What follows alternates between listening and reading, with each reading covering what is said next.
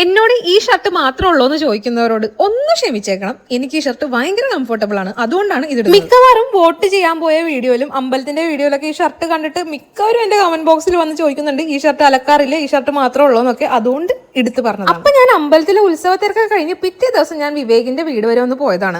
അപ്പൊ കണ്ടതാണ് കേട്ടോ ഇവളെ. ആദ്യം വരാൻ കുറച്ച് ബുദ്ധിമുട്ട് കാണിച്ചെങ്കിലും പൊതുവെ പിള്ളേരെല്ലാം എന്റെ അടുത്ത് പെട്ടെന്ന് വരാറുണ്ട് കേട്ടോ. അതേപോലെ തന്നെ ഇവളും വന്നു. ഇപ്പൊ കണ്ടില്ലേ എന്റെ അടുത്ത് നല്ല രീതിയിൽ അവൾ ഇരിക്കുന്നത്. എന്നാലും വിവേകിനെ കാണുമ്പോൾ അവൾക്ക് ചെറിയൊരു ഇളക്കമുണ്ട്. എന്നിരുന്നാൽ പോലും ഞാൻ അവളെ സോപ്പിട്ട് കയ്യിൽ വെച്ചിട്ടുണ്ട്. പിന്നെ വിവേകിന്റെ അച്ഛനെ കണ്ടപ്പോഴും ചെറുതായിട്ട് അവള് പോവാൻ പോയി. പിന്നെ ഞാൻ അപ്പൊ തന്നെ അവിടെ നിന്ന് മാറ്റി കളഞ്ഞോട്ടോ അവളെ. പിന്നെ വിവേകിന്റെ അച്ഛന്റെ കാര്യം പറഞ്ഞപ്പോഴാണ് കുറച്ചധികം കാര്യങ്ങൾ എനിക്ക് പറയാനുണ്ട്. അപ്പൊ ഇതൊന്ന് കേട്ടിട്ട് വരും.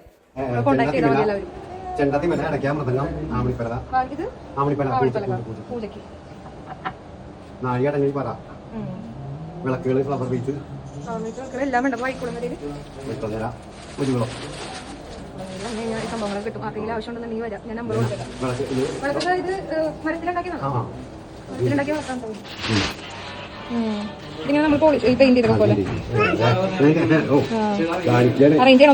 അപ്പൊ ഇതിൽ പറഞ്ഞ പോലെ തന്നെ ചെണ്ട, തിമില, അടക്ക, മൃദംഗം, ആവണിപ്പല എന്നിങ്ങനെയുള്ള എല്ലാ സാധനങ്ങളും വിവേകിന്റെ അച്ഛൻ ഉണ്ടാക്കുന്നുണ്ട്. ആവശ്യമുള്ള സ്ഥലം വഴിക്കുളങ്ങരയാണ്. നേരിട്ട് വന്ന് വാങ്ങുക. അല്ലാത്തവർ കമന്റ് ബോക്സ് ജസ്റ്റ് പറഞ്ഞാൽ മതി, ഞാൻ കോൺടാക്ട് നമ്പർ ഷെയർ ചെയ്തേക്കാം. പിന്നെ ഓർഡർ വരുമ്പോൾ മാത്രമല്ല കേട്ടോ, നേരത്തെ തന്നെ ഉണ്ടാക്കി വെച്ച സാധനങ്ങളുണ്ട്. അപ്പൊ വൈകാതെ പോകുന്നു. പിന്നെ ഈ കുപ്പിയൊന്നും കണ്ട ആരും എന്നെ തെറ്റിദ്ധരിക്കരുത്. ഇതൊന്നും എന്റെ അല്ല, വിവേകിന്റെ റൂമിൽ കയറിയപ്പോ കണ്ട കാഴ്ചകളാണ്. ഇപ്പൊ നിങ്ങൾക്ക് അവന്റെ ഒന്നും അറിയാത്ത പോലുള്ള ഒരു ചിരിയാണ് കേട്ടോ. കണ്ടില്ലേ എന്ത് നിഷ്കളങ്കമായ ചിരി. ഇത് കഴിഞ്ഞ് ഞാൻ ഹാളിൽ ചെന്നപ്പോ സോന അവിടെ ധ്യാനിച്ച് എഴുന്നേറ്റ് കഴിഞ്ഞു. ഈ വ്ലോഗ് കണ്ടിട്ട് ഞങ്ങളൊക്കെ വേറെ ഏതോ ഒരു യൂണിവേഴ്സിലുള്ളവരാണെന്ന് തോന്നുന്നുണ്ടെങ്കിൽ തികച്ചും സ്വാഭാവികം മാത്രം. അങ്ങനെ അടുത്ത ദിവസം സോനയുടെ വീട്ടിൽ ചെന്ന് ഫുഡൊക്കെ കഴിച്ച് തിരിച്ച് ഞങ്ങൾ വീട്ടിലേക്ക് മടങ്ങി. അപ്പൊ എന്നാ ബൈ.